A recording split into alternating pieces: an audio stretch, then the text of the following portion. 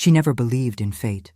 But when the moon burned its mark into her skin, she belonged to him as much as he belonged to her, bound together forever.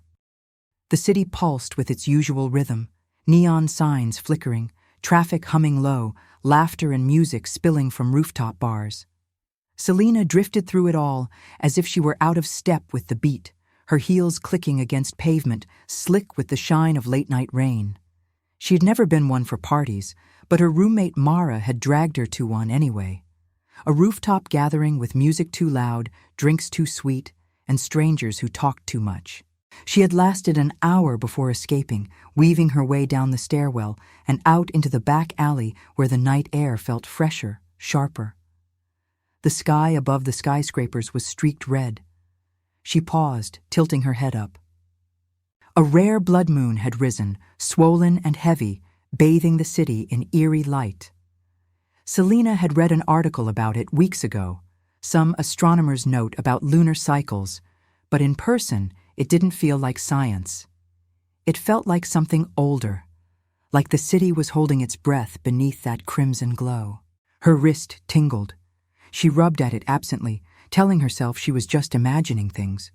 The sound of footsteps echoed behind her, slow, deliberate, different from the stumbling of a drunk leaving a bar.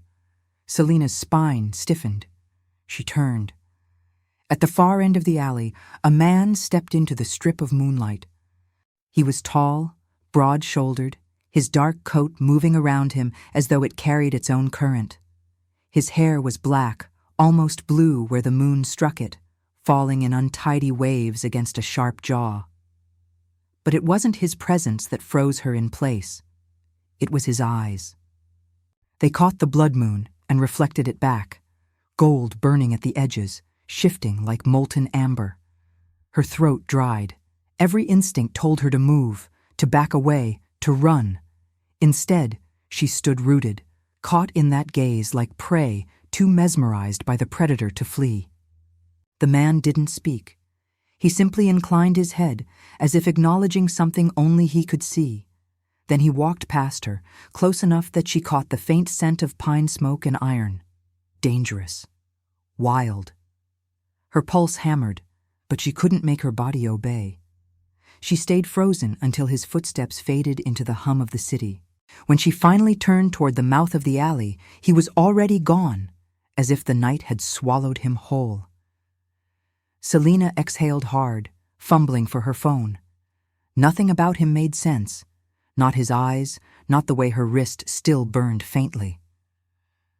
By the time she reached the main street, the neon lights and noise felt too bright, too loud, as though the city itself had shifted in his wake. She hurried home, telling herself it was exhaustion, nerves, maybe even the wine she had forced herself to sip at the party. When she closed the apartment door behind her, the silence pressed close. She exhaled and pushed her sleeve back, rubbing at the spot on her wrist where the sting lingered. That's when she saw it. There, on the inside of her left wrist, a mark gleamed faintly. A crescent, delicate and thin as if inked beneath her skin, glowing with a silver light that pulsed in rhythm with her heartbeat. She rubbed at it, thinking it might be paint, a trick of the light. It stayed. The more she stared, the brighter it seemed to burn. Selina? Mara's voice drifted sleepily from her bedroom. That you? Selina yanked her sleeve down. Yeah, just tired. Go back to bed. Mara didn't push. Her door clicked shut again. Selina stumbled into her own room and sank onto the edge of her bed. The mark throbbed softly, warming her skin like a brand. She tried to ignore it, tried to convince herself she'd see a doctor in the morning. But when she closed her eyes, she saw gold, the stranger's eyes burning through the night. And somewhere deep inside her chest, an ache began to stir, a pull toward something she didn't understand. She fell asleep with the city lights glowing through her window, the blood moon hanging heavy in the sky, and the silver crescent on her wrist shining faintly against her skin.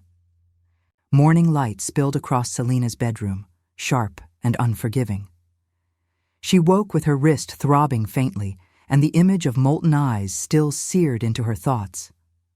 For one groggy moment, she half expected the mark to be gone, like a strange dream dissolving with daylight. It wasn't. The crescent gleamed softly, no longer burning but warm, like embers beneath skin. Selina tugged her sleeve down quickly, even though she was alone. She didn't want to see it, didn't want to think about it.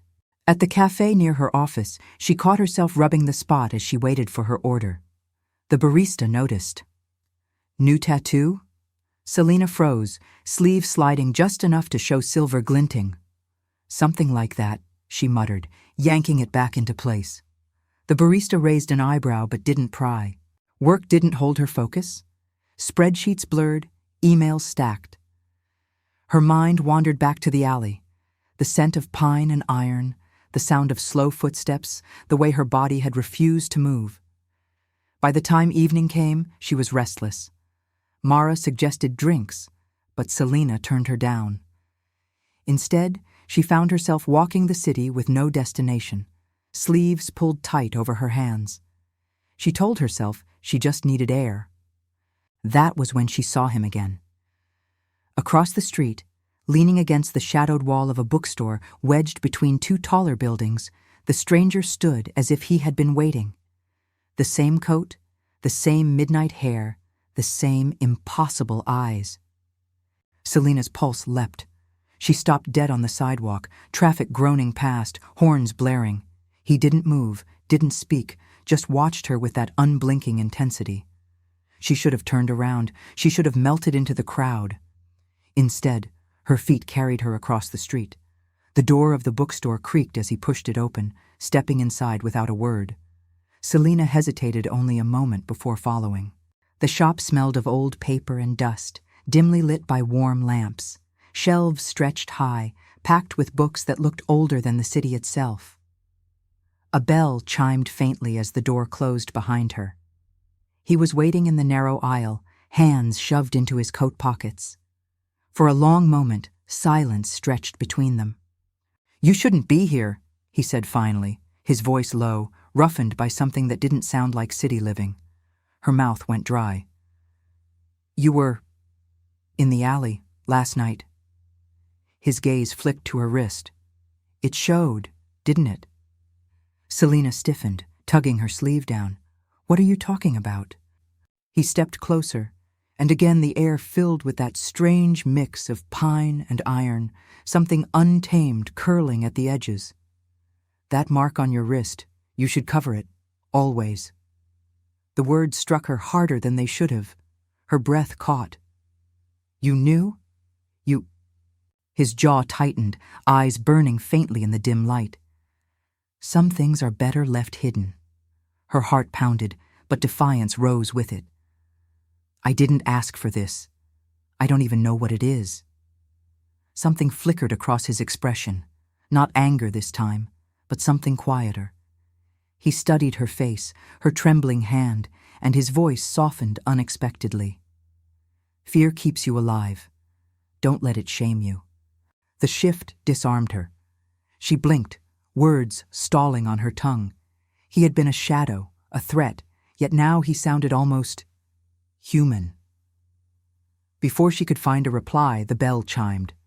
A pair of customers entered, laughing quietly as they drifted toward the shelves. Selina turned instinctively toward the sound. When she looked back, the stranger was gone. Gone, like the night had swallowed him once more. She hurried out to the street, scanning both directions, but he had disappeared into the city's pulse. Her wrist burned again. She pressed her sleeve tight against it, heart racing. That night, Selina dreamed of the forest. She walked barefoot across damp earth, the blood moon hanging low through branches. Somewhere close, wolves howled, the sound pulling her deeper into the trees. Her wrist glowed, lighting the path ahead. And in the shadows, eyes gleamed, gold, molten, waiting. She woke with a start, breath ragged, heart aching as if she had been running.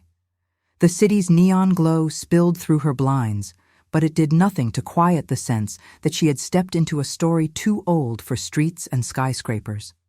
The mark pulsed once beneath her skin. Selina sat in the dark, pressing her hand to it as if she could smother its light.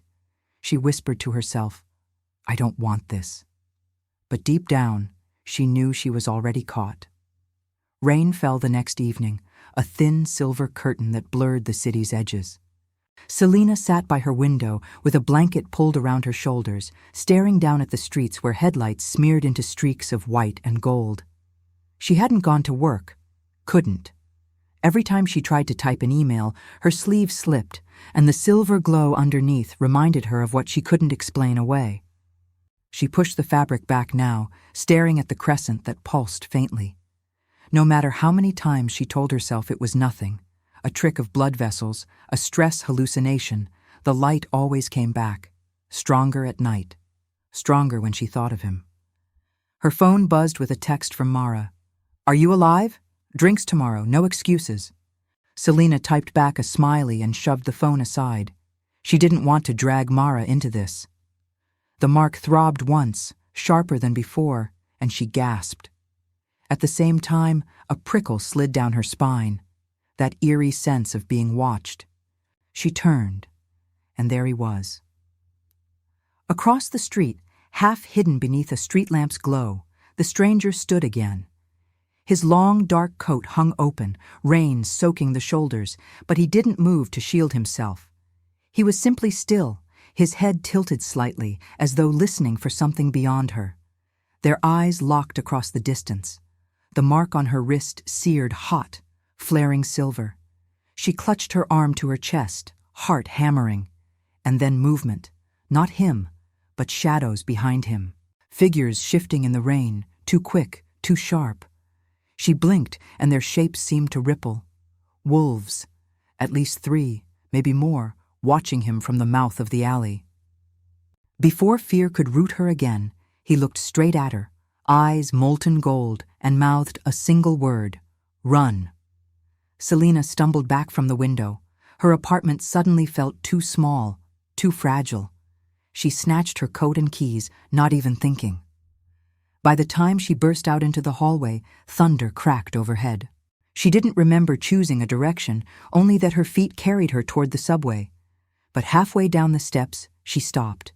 He was there, waiting at the bottom, rain dripping from his hair, eyes glowing faintly even in the fluorescent light. She froze. "You—" "Quiet," he snapped, voice low but urgent. He caught her arm and pulled her into the shadows beneath the stairwell. His grip was iron, unyielding but not cruel. Pressed against him, her chest caught. His body radiated heat, steady against the cold dripping from her coat. His breath brushed her temple when he leaned close, voice sharp in her ear. "They've scented you. You're not safe here anymore." Her throat tightened. "What are you talking about? Who are they?" His jaw flexed. For a heartbeat, he said nothing, as if weighing how much truth to give. Finally, he met her eyes. "You call them wolves." Her chest squeezed. "As in—" "Yes." The word was final, carved like stone. "And they're hunting." Selina pressed back against the wall, trying to steady herself. "This is insane. I don't know you. I don't even know what you want." "What I want doesn't matter," he growled, stepping closer until his shadow fell over her. Rain drummed above, but down here it was only his voice, the thundering of her pulse. "What matters is that mark. It binds you, and now it makes you a target." The echo of claws against wet concrete cut through the stairwell. Selina stiffened, the sound running a chill through her bones. He released her wrist, only long enough to seize her hand. His grip was firm, steady, grounding. "Move!" They ran. Through the subway corridor, up another set of stairs, spilling back into the storm. The city looked different now, stretched tight with shadows. Every flicker of movement could have been a trick of light, or something hunting them. At the edge of an empty street, he stopped suddenly, pulling her into the shelter of a doorway. His chest rose and fell against hers, hot even through the soaked layers between them. Selina swallowed hard, voice trembling.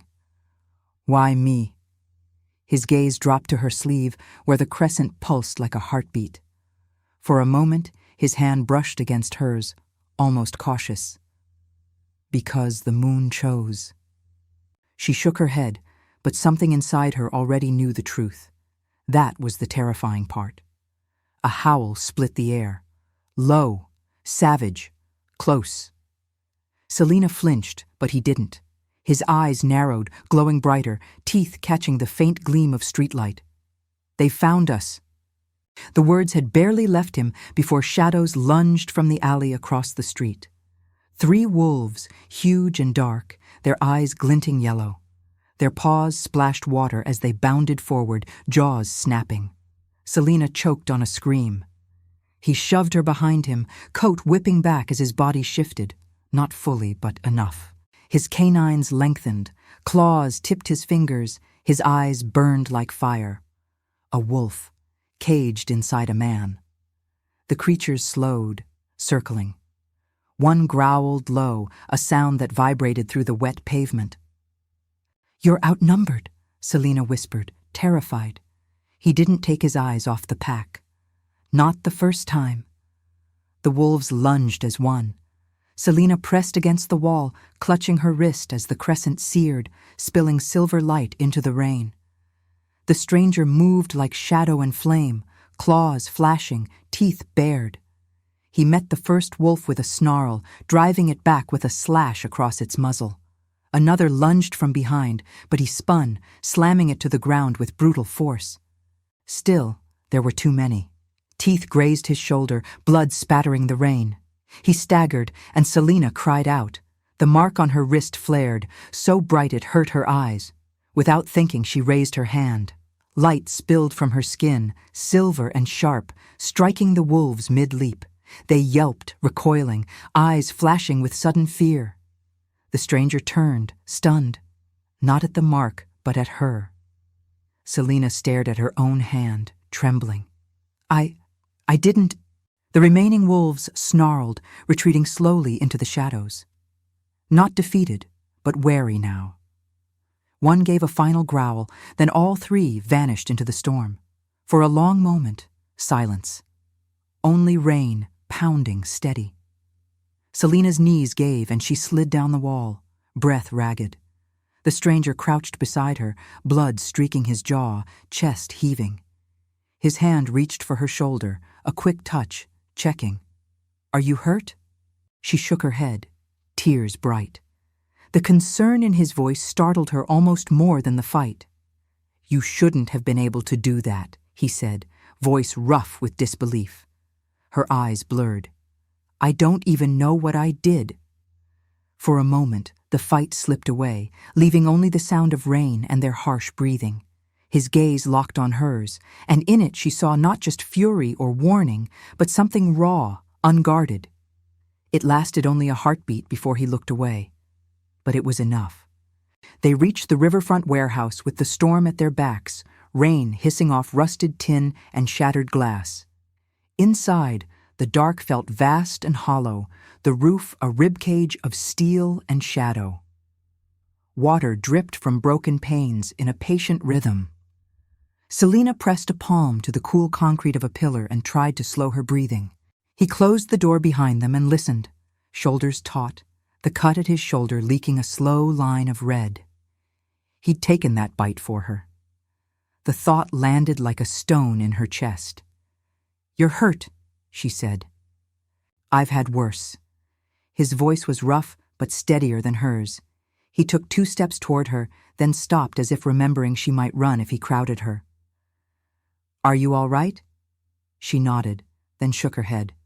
"No, but I'm here." Something in his face eased, just a fraction.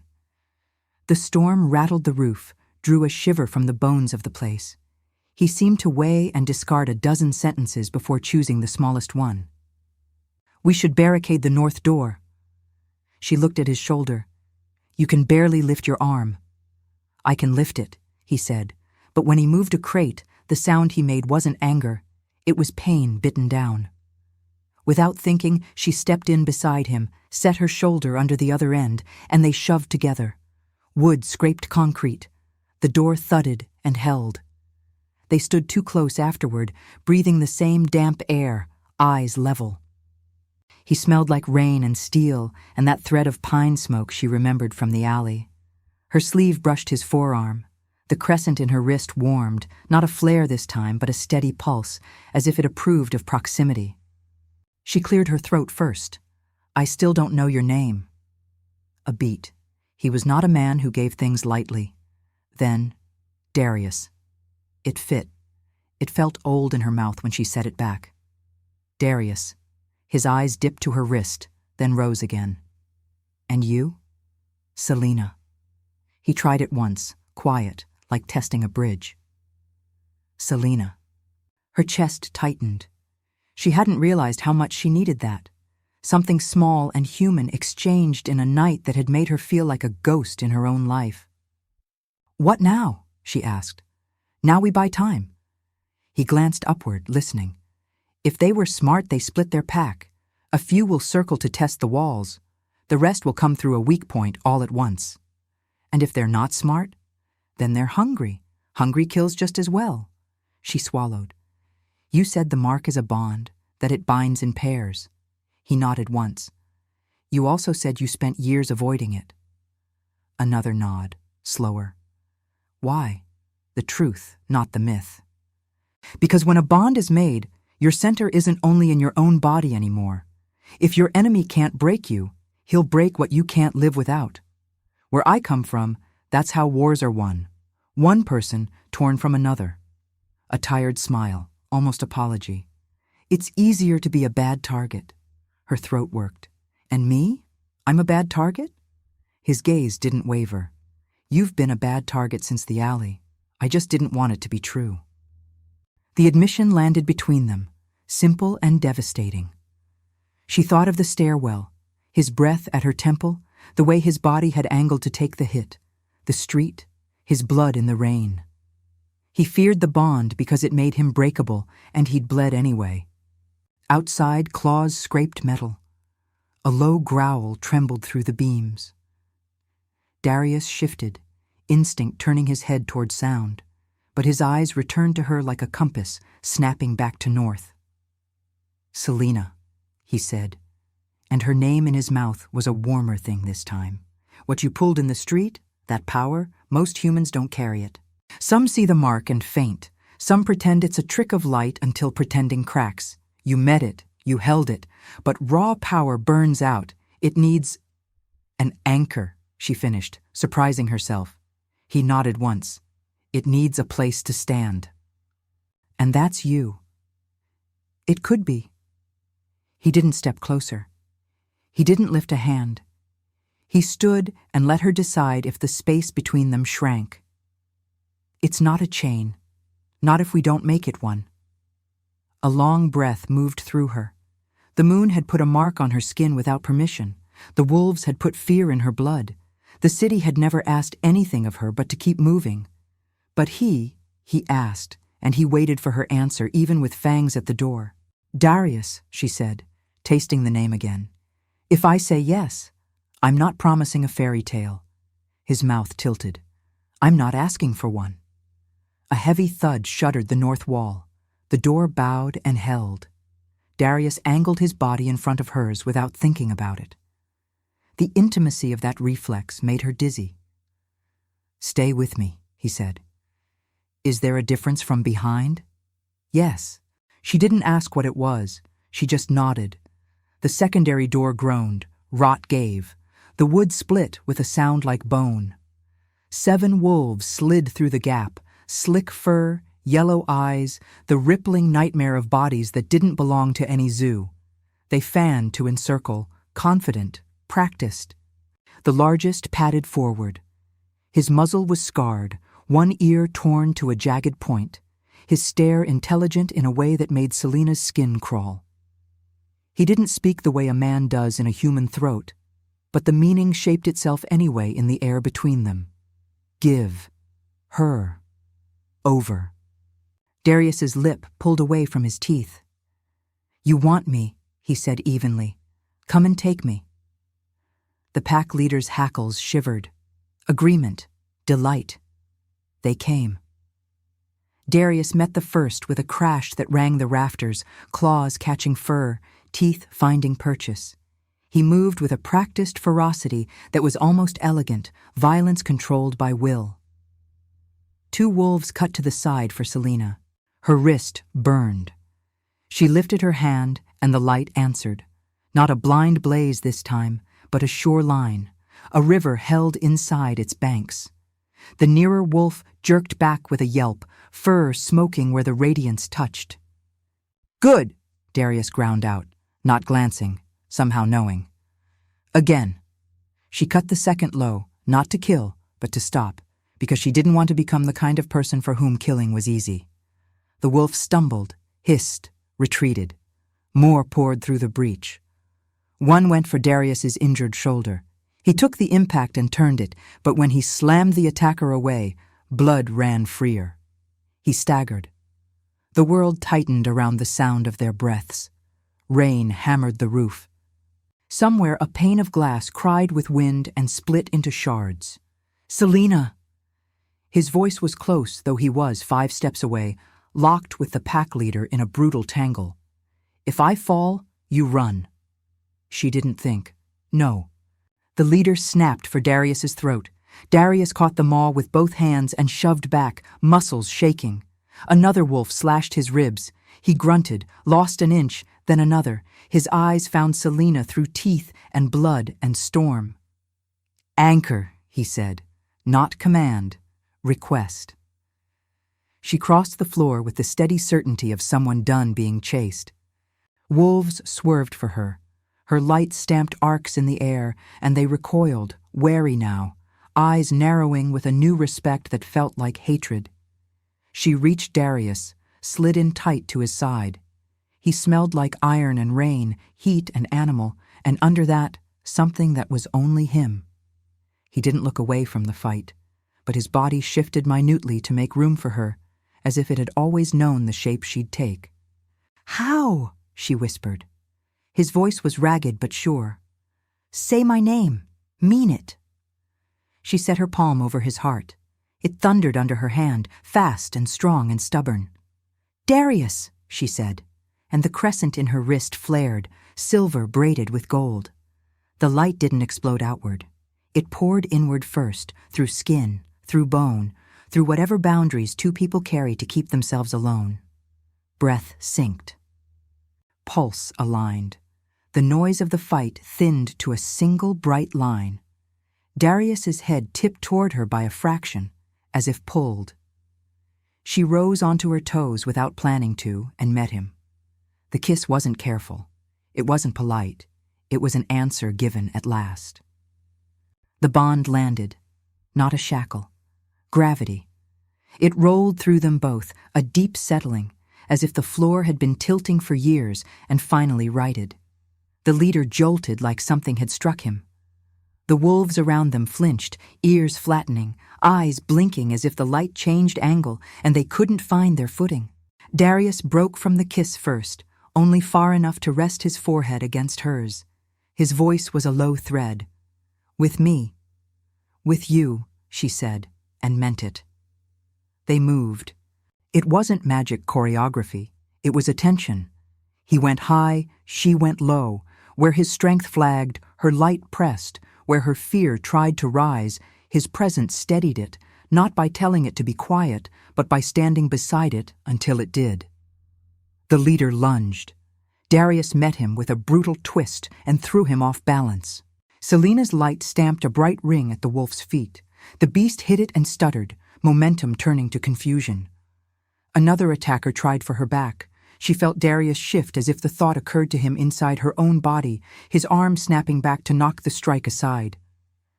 They weren't perfect. She burned too hot once and saw his jaw tighten. He overreached once, and she steadied him with a palm against his spine, light tamping like a hand on a frayed heartbeat. But the pack's rhythm broke. Predators that knew each other's timing found their teeth snapping air. The leader gathered for a final drive, fury making him careless. He barreled in, a black avalanche. Darius stepped to meet, grounding. Selena lifted her hand, not to blind, but to cut a clean seam across the charge. The wolf struck the line and shuddered as if a bell had been rung inside his bones. Darius pivoted, used that shudder to throw the beast off his center, and drove him to the concrete with a force that cracked it. Selena stamped her palm to the floor, and light sealed around the leader's claws like bands, not cages, but boundaries the body didn't know how to push through. The leader thrashed, snarling, then went still, chest hauling. His eyes, yellow and furious, found Selena's face. "This isn't over," the look said. "Nothing worth keeping ever is," she said aloud, surprising herself with the calm in it. Darius leaned over the beast, teeth bared, breath a hot saw. "You come for her again," he said, each word a bar laid in a door, "and you discover how long I can make a night." The leader's ears flattened. He wrenched himself free of the banded light, inch by grinding inch. When he gained his feet, he didn't charge again. He backed toward the breach, head low, hate measuring the room. He loosed one last sound, something that promised the long game, and slipped into the storm. The others followed, some limping, some glaring back with the bright, resentful stare of animals who've learned a new kind of fear. Silence returned in pieces. First the absence of claws, then the slow drip of water, then the thud of her own heartbeat realizing it could stop sprinting. Selena's knees trembled. Darius turned to her, swaying only slightly, all rage gone from his face, something unguarded in its place. He touched her cheek with the backs of his fingers, careful, as if she were the fragile thing and not him, and found rain and sweat and the salt of what might have been tears. "You're hurt," she whispered, echoing her first words in the room. "Less than I was," he said, and it was true. Where she'd pressed her palm to his chest, the bleeding had slowed. The crescent in her wrist glowed soft as breathing. He looked at her mouth, then her eyes. Then he stopped himself with an exhale that trembled. "I won't take more than you offer." Heat climbed her throat. "I offered," she said, and because she had, because the yes had been hers and not fate's, she rose and kissed him again, gentle now. The storm loosened its grip on the roof as if it too exhaled. When they parted, he rested his forehead to hers once more, eyes closed. "I spent years building a life no one could pry open. And now? Now I want them to try." He huffed a small, disbelieving laugh. "That's idiotic." "That's honest," she said. He looked at her properly then, with the slow wonder of someone learning what ease feels like. "Selena," he said, as if the name itself was a proof. "Darius," she returned, liking the weight of it more each time. They didn't pretend the night was finished. Pain had its own schedule, enemies did too, but a different schedule had started under her skin, something patient and exact, the pulse of two bodies learning the same rhythm. "We should move," he said, regretful. "They'll come again. Maybe not with teeth. Maybe with nicer clothes and sharp smiles, the kind of fight that cuts slower." "Then teach me," she said, "not just how to burn, how to breathe with it." His mouth curved. "There's a place outside the city, trees, silence. My people, some will hate what I've done, some will bless it. All of them will watch how we stand." "How should we stand?" He twined their fingers, tentative, then firmer when she didn't pull away. "Like this." They picked their way through the wreckage to the door. The storm had gentled to a fine rain. City lights warped in puddles into coins of gold. She stepped out first. He set his pace to hers, not leading, not following, but side by side. When they reached the river walk, she lifted their joined hands. The crescent answered with a calm silver beat that matched the steady drum of his pulse through his fingers. "I was lost," she whispered. "Me too," he said. "Whatever comes next," she said, "don't let me make it a cage." His thumb brushed her wrist over the mark, reverent. "Then I'll make it a door." They turned their backs to the warehouse and its echoing dark. The rain glossed the world clean, and when the wind came off the river, it carried their names, learned and kept, they went together. If you like this story, please like, share, and subscribe. It helps this channel grow. Thanks for watching.